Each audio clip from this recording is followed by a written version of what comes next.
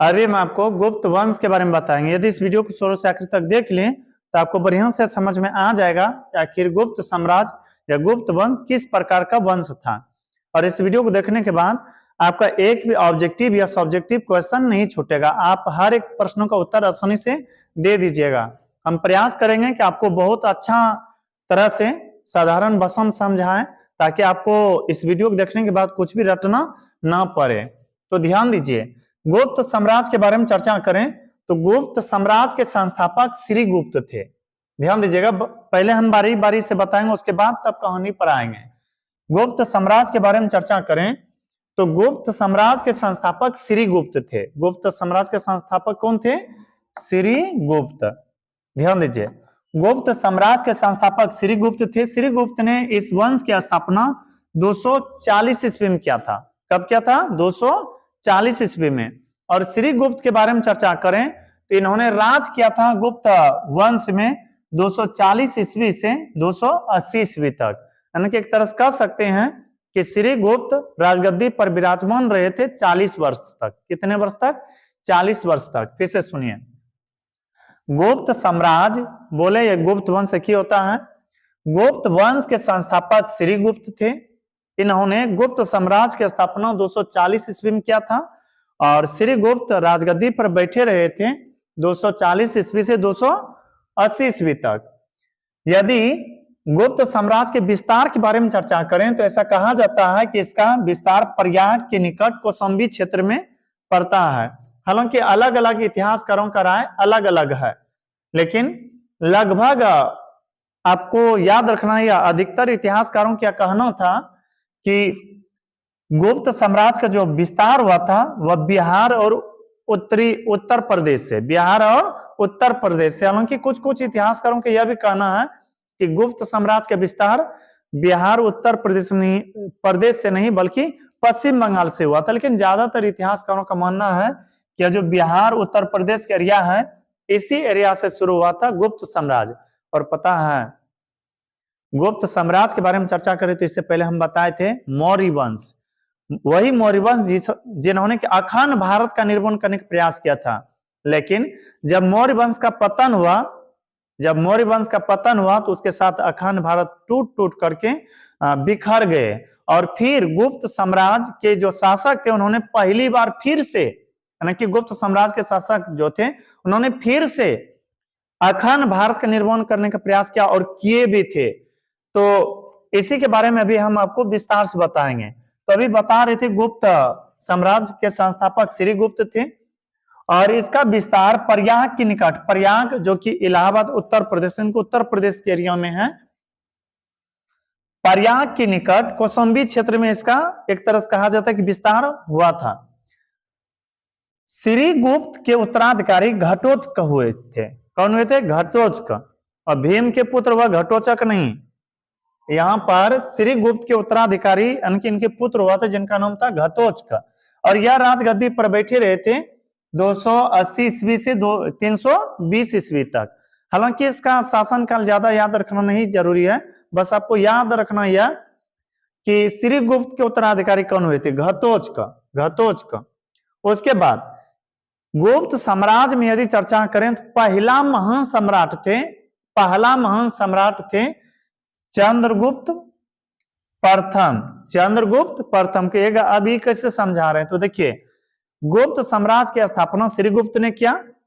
श्री गुप्त ज्यादा फेमस शासक नहीं हुए थे, ज्यादा प्रसिद्ध नहीं हो पाए थे। श्री गुप्त के उत्तराधिकारी हुए घटोत्कच और यह भी ज्यादा फेमस नहीं हो पाए। तो फिर तीसरा जो उत्तराधिकारी थे चंद्रगुप्त प्रथम, यह काफी शक्तिशाली बने थे, सैनिकों की शक्ति काफी बढ़ा लिए थे और कई क्षेत्रों पर विजय भी प्राप्त किए थे। यही कारण है कि गुप्त साम्राज्य के प्रथम महान सम्राट चंद्रगुप्त प्रथम को माना जाता है। इनका शासनकाल 320 ईस्वी से 335 ईस्वी यानी कि महज 35 वर्ष ही माना जाता है, लेकिन काफी अब फेमस रहे थे। चंद्रगुप्त प्रथम के उत्तराधिकारी हुए थे समुद्रगुप्त। हाँ, एक बात याद रखिएगा, मौर्य वंश के संस्थापक चंद्रगुप्त मौर्य के बारे में इसमें नहीं बता रहे हैं। वह नहीं सोचेगा कि वह चंद्रगुप्त है, यहाँ पर अलग चंद्रगुप्त है। तो फिर से देखिए, श्रीगुप्त के उत्तराधिकारी घटोत्कच, उसके बाद घटोत्कच के उत्तराधिकारी चंद्रगुप्त प्रथम, और चंद्रगुप्त प्रथम के उत्तराधिकारी हुए थे समुद्रगुप्त। समुद्रगुप्त वही समुद्रगुप्त जिन्होंने की एक तरह से अखान भारत की ओर पूरा तरह से ला दिए थे भारत को। कहने का तात्पर्य जितने टुकड़ा टुकड़ा में बिखरा हुआ था, अलग अलग, पहले देखिए होता क्या था, जैसे मान लीजिए यह भारत है, अब इस क्षेत्र में अलग कोई राजा है, इस क्षेत्र में अलग कोई राजा, इस क्षेत्र में अलग कोई राजा, लेकिन समुद्रगुप्त का ऐसा मानना था कि देश एक होना चाहिए और वहां के शासक भी एक होना चाहिए। तो यही सोच करके एक तरह से हर एक शासकों को खदेड़ना शुरू किए। और पता है, प्रयाग प्रशस्ति में बताया गया है कि समुद्रगुप्त एक ऐसे शासक थे जिन्होंने आर्यावर्त के 9 शासकों को हराए थे। कितने शासकों को? 9 शासकों को। कहिएगा आर्यावर्त के मतलब उत्तरी क्षेत्र के, आर्यावर्त के 9 शासकों को हराए थे और दक्षिणावर्त के 12 शासकों को हराए थे। दक्षिणावर्त के कितने शासकों को? 12 शासकों को। और इतने इतने शासकों को जब हरा दिए तो बहुत सारे शासक जो थे, बहुत सारे राजा जो थे, वो डर के मारे समुद्रगुप्त के सामने घुटना टेक दिए। मतलब उन्होंने, बहुत सारे राजाओं ने कहा कि हम आपसे युद्ध करना नहीं चाहते, आप जो कहिएगा वही मानेंगे। तो फिर बहुत सारे राजा इनके शरण में आ गए, समुद्रगुप्त के शरण में। और पता है, समुद्रगुप्त ने बताया अभी कि आर्यावर्त के 9 और दक्षिणावर्त के 12 शासकों को जब हराए तो लोग इन्हें नेपोलियन की संज्ञा दे दिए। किनका संज्ञा? नेपोलियन की संज्ञा। आप कहिएगा नेपोलियन क्या है? तो सुनिए,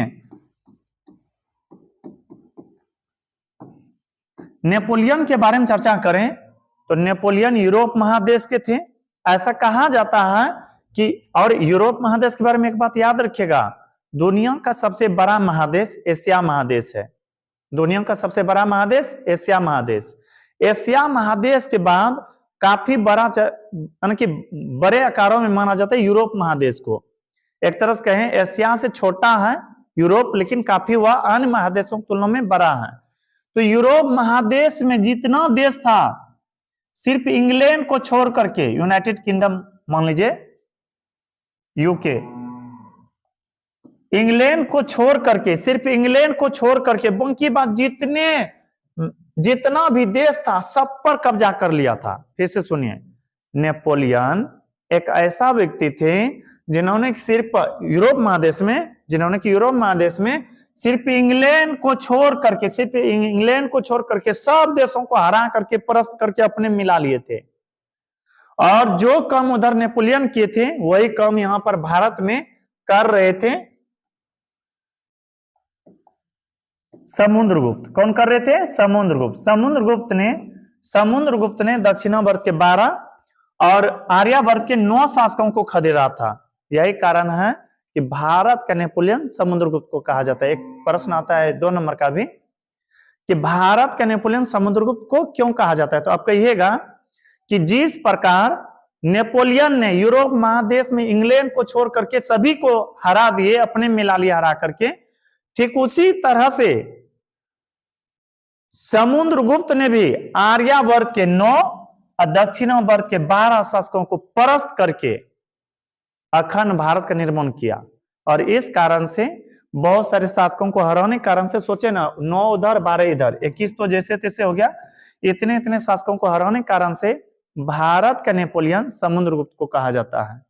भारत का नेपोलियन किसे कहा जाता है? समुद्रगुप्त को। अब थोड़ा सा आगे बढ़ते हैं। देखिए, तो नेपोलियन समुद्रगुप्त के बारे में बता रहे थे। समुद्रगुप्त ने आर्यावर्त के 9, दक्षिणावर्त के 12 शासकों को हराए थे।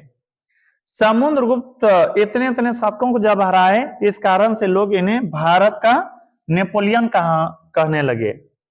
हरिसेन इनके दरबारी कवि थे। समुद्रगुप्त के दरबारी कवि कौन थे? हरिसेन। इनके बारे में पूछा जाता है। और इन्होंने रचना किया इलाहाबाद प्रशस्ति की रचना। किसका रचना? इलाहाबाद प्रशस्ति। पूछे, इलाहाबाद का ही दूसरा नाम है प्रयाग। आप लोग सुने होंगे प्रयागराज, उत्तर प्रदेश में है, काफी फेमस एरिया है। इलाहाबाद प्रशस्ति पूछे या प्रयाग प्रशस्ति पूछे कि रचनाकार कौन है, क्या बोलिएगा? हरिसेन। वही हरिसेन वही हरिसेन ने इलाहाबाद प्रशस्ति को लिखा है, जो कि किनके दरबार में रहा करते थे? समुद्रगुप्त के दरबार में रहा करते थे। अब थोड़ा सा आगे बढ़ते हैं। आगे यदि हम चर्चा करें तो समुद्रगुप्त के बारे में, और समुद्रगुप्त विष्णु के उपासक थे। किनके उपासक थे?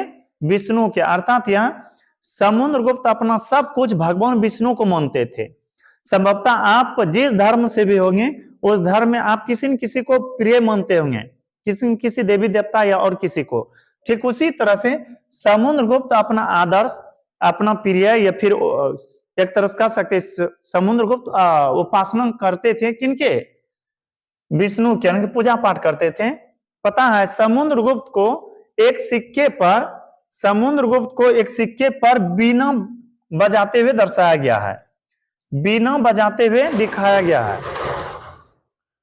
तो समुद्रगुप्त को एक सिक्के पर बीना बजाते हुए दर्शाया गया है, जिसके कारण से समुद्रगुप्त को संगीत प्रेमी भी कहा जाता है। ऐसा माना जाता है इतिहासकारों द्वारा कि समुद्रगुप्त वह शासक थे जो संगीत के प्रेमी थे, यानी संगीत बहुत पसंद करते थे। तो देखिए, संगीत प्रेमी बोला जाए तो कहेगा समुद्रगुप्त। संगीत प्रेमी कौन थे? समुद्रगुप्त थे। संगीत प्रेमी किनको कहा गया है? समुद्रगुप्त को। समुद्रगुप्त बहुत सारे उपाधि धारण किए थे। उपाधि पता है ना, जब कोई अच्छे अच्छे कार्य करते थे ना शासक, तो उनको अच्छे अच्छे नामों से सूचित किया जाता था। तो इनको विक्रमांक के नाम से जाना जाता है, कविराज भी कहा जाता है। इनकी कविराज, कवि के राजा जो हैं, कवियों के जो राजा हैं उन्हें कहा जाता है कविराज। कविराज के भी नाम से जाना जाता है। किनको? समुद्रगुप्त को। समुद्रगुप्त के उत्तराधिकारी चंद्रगुप्त द्वितीय हुआ था। समुद्रगुप्त के उत्तराधिकारी कौन हुआ था? चंद्रगुप्त द्वितीय। चंद्रगुप्त द्वितीय का शासनकाल रहा है 380 से 415 ईस्वी तक। चंद्रगुप्त द्वितीय के बाद, और याद रखिएगा चंद्रगुप्त द्वितीय के ही शासनकाल में थे कालिदास। कौन? कालिदास। कालिदास के बारे में अलग से कहानी हम आपको सुना करके बताएंगे, लेकिन थोड़ा बहुत यहां पर बताते हैं। कालिदास पहले तो बहुत अनपढ़ थे, रोचक इन पर कहानी है लेकिन आगे समझाएंगे।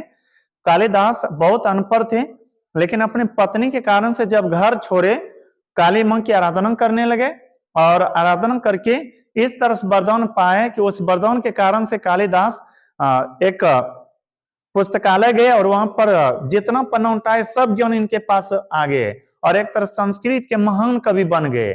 संस्कृत के जब महान कवि बने तो बहुत सारे नाटक लिखे, जिनमें काफी फेमस है अभिज्ञान शकुंतलम, रघुवंशम इत्यादि।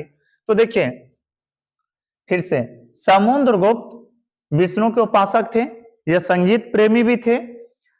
समुद्रगुप्त को विक्रमन, कविराज इत्यादि नामों से जाना जाता है।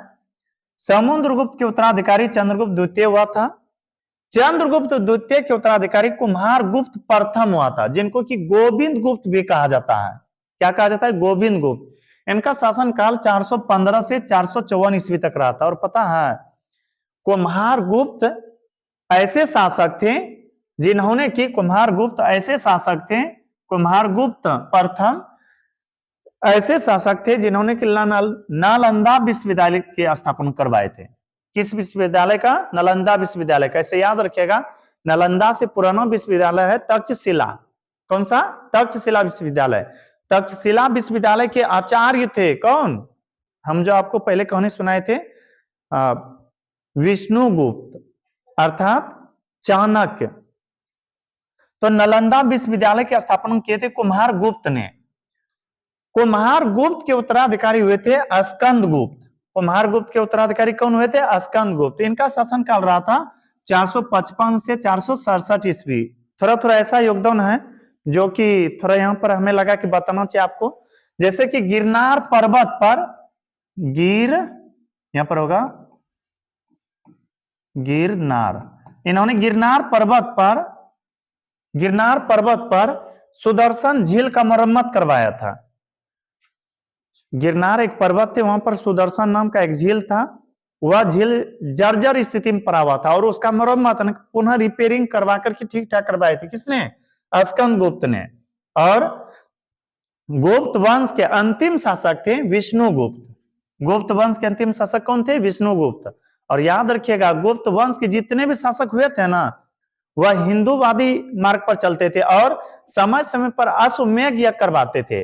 पता होगा अश्वमेध यज्ञ, रामायण यदि आप शायद देखे होंगे तो उसमें राम जी अश्वमेध यज्ञ करवाए थे। अश्वमेध यज्ञ को बल दिखाने के लिए लोग करवाते हैं और वहां पर राम जी करवाए थे। और फिर एक घोड़े को भी छोड़ा जाता है, जो कि छोड़ा गया था राम जी के द्वारा। और कौन पकड़े थे? लव एंड कुश, दोनों भाई पकड़ लेते, जिसके कारण से युद्ध हुआ था। राम लक्ष्मण इत्यादि गए थे युद्ध करने के लिए। किनसे? छोटे से बालक लव और कुश से। तो खैर, गुप्त साम्राज्य के जितने भी शासक थे वह लगभग अश्वमेध यज्ञ कराना पसंद करते थे। अब आगे देखिए, यदि गुप्त साम्राज्य के बारे में चर्चा करें तो चंद्रगुप्त द्वितीय, जो अभी समझाए थे, चंद्रगुप्त द्वितीय के शासन काल में कालिदास थे, जो कि संस्कृत के महान कवि थे। इनके जैसा अभी तक कोई संस्कृत के महान कवि नहीं बन पाए हैं। इन्होंने मुख्य रूप से अभिज्ञान शकुंतलम और रघुवंशम की रचना किया है। कई बार पूछा गया है, अभिज्ञान शकुंतलम की रचना किसने किया? कालिदास ने। रघुवंशम की रचना किसने किया? कालिदास ने। गुप्त साम्राज्य के ही शासन काल में थे एक व्यक्ति जिनका नाम था विष्णु शर्मा। पता है, इन्होंने पंचतंत्र की रचना कर दिया। पंचतंत्र क्या है? एक पुस्तक है। पंचतंत्र को पंचतंत्र इसलिए कहा जाता है क्योंकि यह 5 भागों में विभक्त है। 5 भागों में विभक्त होने के कारण से इस पुस्तक को पंचतंत्र कहा गया है। और पता है, बाइबिल के बाद दूसरे स्थान पर यही किताब काफी फेमस है दुनिया में। यदि कोई कहे कि बाइबिल के बाद कौन सा किताब प्रसिद्ध है, कहेगा पंचतंत्र। बाइबिल पता नहीं ईसाइयों का धर्म ग्रंथ है, ईसाई धर्म का धर्म ग्रंथ है। गुप्त साम्राज्य के ही शासन काल में थे आर्यभट्ट। वही आर्यभट्ट जिन्होंने की 2 पुस्तकें लिखे थे मुख्य रूप से, आर्यभट्टियम और सूर्य सिद्धांत पुस्तक। और इतना ही नहीं, आर्यभट्ट के बारे में चर्चा करें तो यह हर एक क्षेत्र में काफी आगे थे। गणितज्ञ थे, वैज्ञानिक थे, खोजकर्ता थे, बहुत सारे चीजों में आगे बढ़े थे। आर्यभट्ट के बारे में चर्चा करें, इन्होंने 1 2 3 4 5 6 7 8 9 और शून्य का आविष्कार किया। सोचिए, 1 2 3 4 5 6 7 8 9 और शून्य का आविष्कार नहीं हुआ करते तो सोचिए, हम जो 500 का नोट देखते हैं, 100 का नोट देखते हैं, उस पर जो संख्या लिखा रहता है वही मिटा दे, या कोई कहे कि आर्यभट्ट को हम नहीं मानते हैं, इस संख्या मिटा दिया जाए, उस पर 500 लिखा हुआ रहता है, इसको मिटा दिया जाए, तो बोले कितना वैल्यू रहेगा उसका? कुछ भी नहीं। तो एक तरह से कह सकते हैं काफी योगदान रहा था आर्यभट्ट का संख्या के क्षेत्र में। तो खैर, 1 2 3 4 5 6 7 8 9 तथा शून्य का आविष्कार कोई पूछे किसने किया, क्या कहिएगा? आर्यभट्ट। आर्यभट्ट का पता है जन्म कहाँ हुआ था? पाटलिपुत्र में हुआ था 476 ईस्वी में, और इनका मृत्यु हुआ था 550 ईस्वी में। आर्यभट्ट के बारे में चर्चा करें तो आर्यभट्ट ने सूर्य ग्रहण और चंद्र ग्रहण के कारण को बताए थे। ऐसे तो आप सीरियल देखते हैं, धार्मिक दृष्टि से चर्चा कीजिएगा तो वहां और कुछ है, लेकिन वैज्ञानिक दृष्टि से चर्चा करें तो अच्छे से बताया है कि सूर्य ग्रहण और चंद्र ग्रहण क्यों लगते हैं। किसने? आर्यभट्ट ने। तो आपको यहाँ पर याद रखना है आर्यभट्ट के बारे में, आर्यभट्टियम और सूर्य सिद्धांत पुस्तक की रचना किया आर्यभट्ट ने। 1 से 9 तक संख्या और शून्य का आविष्कार किया आर्यभट्ट ने। सूर्य व चंद्र ग्रहण के बारे में बताए थे पहली बार आर्यभट्ट ने।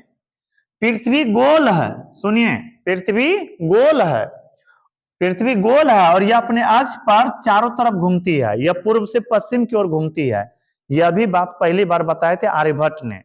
यदि आर्यभट्ट ना होते तो शायद हो सकता है हम लोग अभी तक ना जान रहे होते कि पृथ्वी गोल है या पूर्व से पश्चिम की ओर घूमते हैं, लेकिन इन्हीं के कारण सभी हम जान पा रहे हैं। फिर गुप्त राजा जो थे, गुप्त वंश के जो भी शासक हुए थे, उनका शासकीय भाषा संस्कृत था।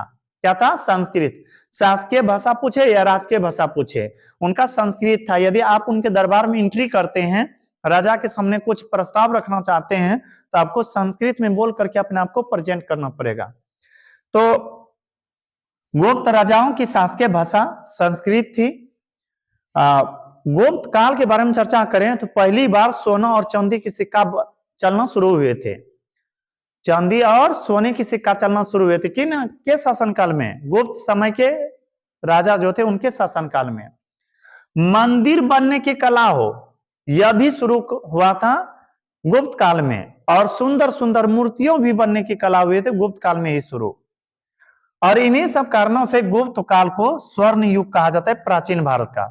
तो यहाँ पर एक 5 नंबर का क्वेश्चन आता है, जो कि हम आपको बारी बारी से अगला वीडियो में समझाएंगे, लेकिन इतना बता दें आपको कि प्राचीन भारत का स्वर्ण युग गुप्त साम्राज्य को इसलिए कहा जाता है क्योंकि गुप्त साम्राज्य के शासन काल में महान महान लोग थे, जैसे कालिदास जो की संस्कृत के महाकवि थे। इन्होंने रघुवंशम, विज्ञान शकुंतलम जैसे अनेकों नाटक लिखे हैं। विष्णु शर्मा थे जिन्होंने पंचतंत्र की रचना किया, वही पंचतंत्र जो बाइबिल के बाद दूसरे स्थान पर है। गुप्त साम्राज्य के शासन काल में आर्यभट्ट थे जिन्होंने आर्यभट्टियम और सूर्य सिद्धांत की पुस्तक की रचना किया है। आर्यभट्ट ने अपने राय के बारे में लिखे हैं, जबकि सूर्य सिद्धांत में सूर्य के विभिन्न नियम के बारे में लिखे हैं, सिद्धांत के बारे में। आर्यभट्ट ने गुप्त काल में 1 से 9 तक संख्या और शून्य का आविष्कार किया। इस कारण से भी गुप्त साम्राज्य को या गुप्त काल को प्राचीन भारत का स्वर्ण युग कहा जाता है। और सूर्य ग्रहण, चंद्र ग्रहण का पता भी आर्यभट्ट ने लगाए थे गुप्त काल में। और पृथ्वी गोल है, या अपने अक्ष पर पूर्व से पश्चिम की ओर घूरते हैं, यह भी बात आर्यभट्ट ने ही बताए थे गुप्त काल में। इस कारण से गुप्त काल को प्राचीन भारत का स्वर्ण युग कहते हैं। इतना ही नहीं, मंदिर बनने की कला हो, सोने चांदी की सिक्का चलने की बात हो या कला हो, यह सब के सब शुरू हुआ था गुप्त काल में। यही सब कारण था जिसके कारण गुप्त काल को प्राचीन भारत का स्वर्ण युग कहा जाता है। यहाँ से पर ऑब्जेक्टिव में आपसे पूछा जा सकता है किस काल को प्राचीन भारत का स्वर्ण युग कहा जाता है, तो कहिएगा गुप्त काल को या गुप्त युग को। आई होप यह वीडियो आपको पसंद आया होगा। यदि यह वीडियो अच्छा लगा हो तो हमारे वीडियो को लाइक करें, और अभी तक यदि हमारे चैनल को सब्सक्राइब नहीं किया तो कर ले, ताकि जो भी इस तरह से वीडियो हम अपलोड करें वह आप तक आसानी से पहुंच सके। और यह वीडियो ज्यादा बड़ा ना हो, इसलिए हम यहाँ पर शॉर्टकट में थोड़ा बताने का प्रयास किया, लेकिन इसके बाद जो हम आपको बताएंगे उसमें पर्सनल कालिदास की कहानी सुनाएंगे, हर एक स्टेप के बारे में बारी बारी से चर्चा करके बताएंगे। अब मिलते हैं किसी अगला वीडियो में, तब तक के लिए धन्यवाद।